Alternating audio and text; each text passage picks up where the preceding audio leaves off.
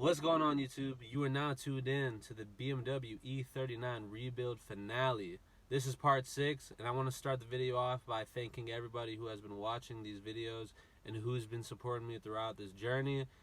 Thank you to everybody watching this video and everybody who supports the channel. You guys mean so much to me, and you have no idea. Always appreciate it. So thank you again. Let's recap what happened in part 5. So in part 5, I talked to you guys about some of the issues I was still having with the car in terms of that oil leak.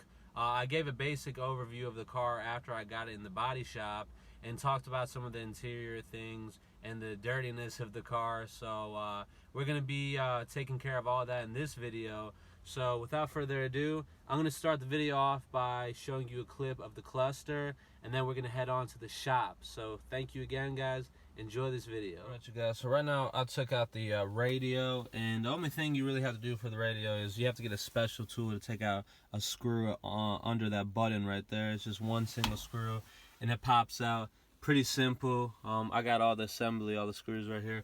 For the cluster, you got to take out the trim on the right side and on the left where the lights are, and there's about 4 screws at the top right here. 1, 2, 3, 4, 5 actually. A couple screws up there, and to take it out, you're just gonna have to pull this out, and there's gonna be knobs at the back of it. So I'll show you guys how to do that. On the back of the cluster right here, so all you gotta do is push this down, and it comes out just like that. You're gonna push this one down as well. Kind of hard to do while recording. So you just push that down. Pull it out just like that. All right, you guys, I got it out. So that's how the car looks without the radio and the cluster. A little bit closer. Yeah, kind of creepy, right? But I got it right here in my hand, and we're about to put a lot of bubble wrap around it, and we're gonna ship it off so it gets repaired. All right, you guys, as you can see, I just got the cluster back. I want to give a big shout out to Best Pixel Repair. These guys were super fast. I mean, really fast. And we're about to open the cluster and check out the new looking pixels. So on their website, they say that if they receive your item before noon, they should be able to work on it the same day, and it was the case for me. So thank you guys for being so fast. Let's go check out the cluster. All right, let's take out the cluster from the bubble wrap. I like how they, secure the items with bubble wrap to ensure that it doesn't get damaged. But as you can see, there's our cluster back right there. I just got it out of the bubble wrap, so let's go install it and see how it looks. Wow, you guys see that new pixel setup? That looks really good. I couldn't see any of that before, or any of the words. All the mileage and the numbers are all correct. If you scroll through, now I could finally see what the words are saying. It's very clean and crisp. I really like it. It came out really good. Now let's check out how the radio looks. All right, I got the radio out of the bubble wrap. I'm about to put it in and see how the pixels look on this. All right, you guys, that is how the radio pixels look. A lot better. I could see the actual numbers now. Here I couldn't see very well. So that looks really good, guys. I'm very impressed.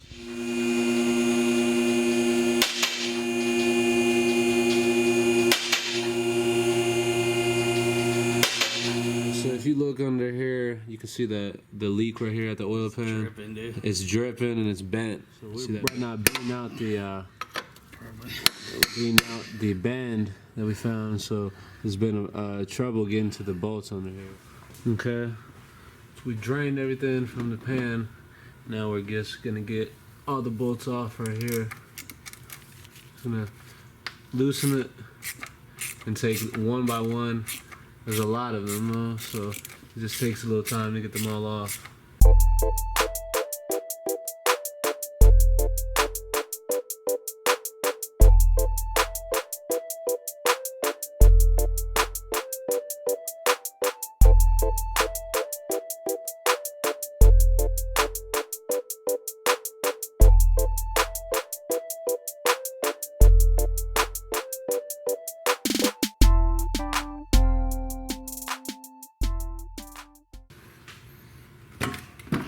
Alright, so right now we got the new oil pan on there. I'm going to start putting it back together.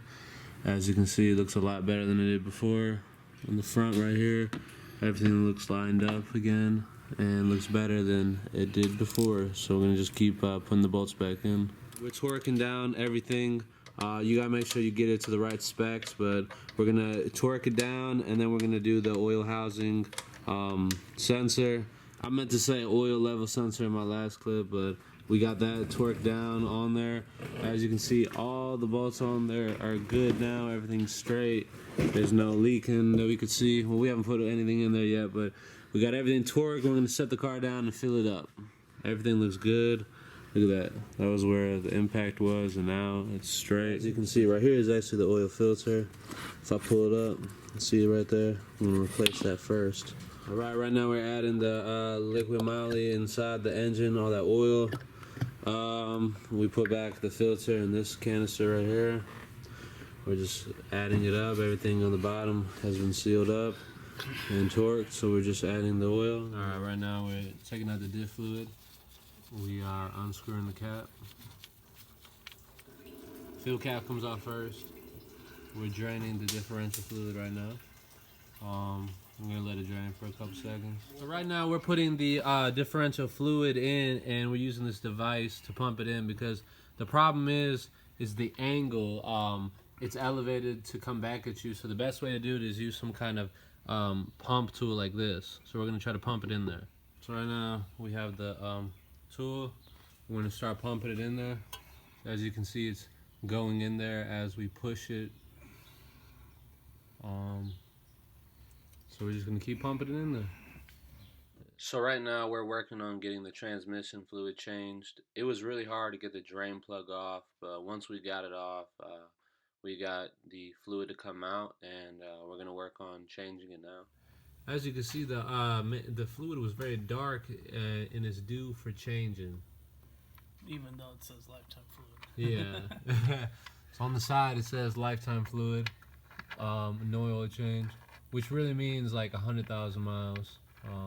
But it's better to do it a little bit earlier, which we are, and we're gonna put the new fluid in there. Right now we are filling the manual transmission fluid in it. It has a tool that's a little bit more adjustable on the top of these bottles. Little cone that helps because the angle kind of sucks. So we're just gonna keep filling it. This is put back on. Just gonna keep filling. Alright, as you guys can see, we just filled the tranny fluid back in there, and we're waiting for it to stop dripping. When it levels off and it stops dripping, that's how you know you can put the cap back on. So we're just gonna wait, put it back on, and move on to the next thing.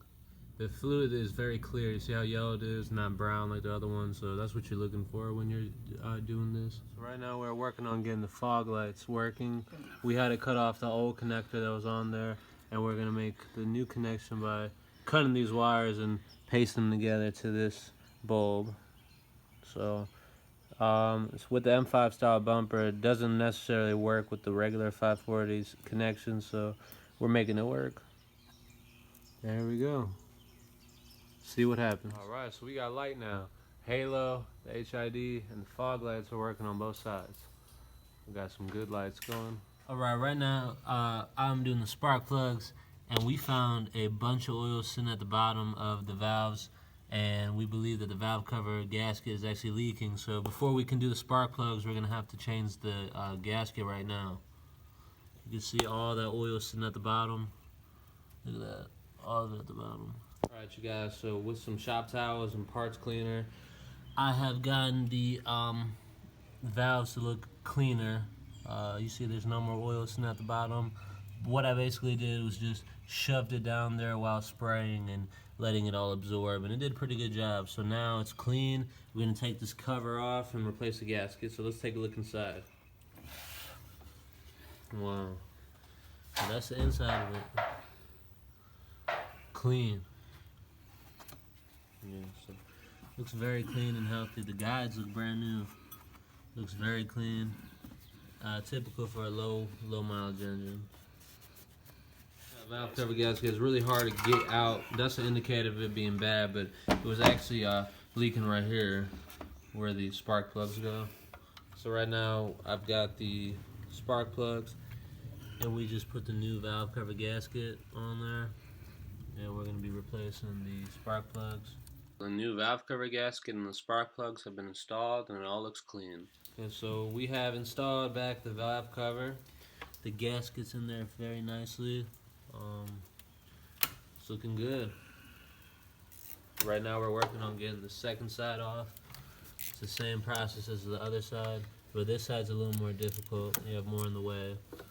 And we have the same situation where there's oil sitting at the bottom, so we're gonna have to clean it up as well. But pretty much the same procedure. As you can see, the bottom of the cylinder on this one is leaking a lot of oil too. So I'm doing the same thing on the other side and just putting the paper towels in there and trying to clean it up. We've taken off the valve cover for the right side. You can see there's not a spot on this. The guides look really good. Very healthy engine, low miles. I'm gonna clean this up and we'll put the new gasket on there. Very clean and healthy looking. Alright, we have put on the valve cover and the gaskets on this side. As you can see, it looks very good. And I cleaned up the inside of this and we installed the spark plug. So you guys see how clean that is now compared to how it looked before. I mean, it looks spotless now. Putting the towel and spraying the brake part cleaner really helped out a lot. The inside is spotless. It's got new spark plugs. So yeah, guys, it's looking great. I'm gonna get this detailed tomorrow, and you guys are gonna see a transport engine. What's going on, guys? Now that we're out of the shop, you can see that I've taken care of all the issues with the engine. All that leaking has been taken care of. I've driven it around for a couple days and I've had no leaking whatsoever, which is great. So as you can see, the engine has been serviced completely. It's running and driving great right now. I'm really happy with how it turned out. With that being said, I had all the wheels aligned also and they're driving straight like they should be. I know I talked about in the last video the leaking that I had from this window in my other car, and I didn't actually have any more leaking. I had some water tests done to it, and it wasn't leaking any water again, so I'm not too worried about that, guys. I've done all the major things I wanted to with this car. So, you know, with that being said, I want to thank everybody who has followed me on this rebuild journey. I appreciate everybody who supports this channel, man. You guys mean the world to me, so, you know, thank you to you guys. Thank you to everybody. So yeah, with that being said, this is a wrap for this rebuild, guys. Stay tuned. I'm gonna have a lot more automotive content for you guys here soon. So, you know, thank you again. I'm gonna show you guys some clips right now of the before and after of the car. I've had it detailed completely and it looks really great now, so I want to show you guys the final product. So thank you again, guys. Please support my channel by subscribing, and I'll see you guys soon. Peace out.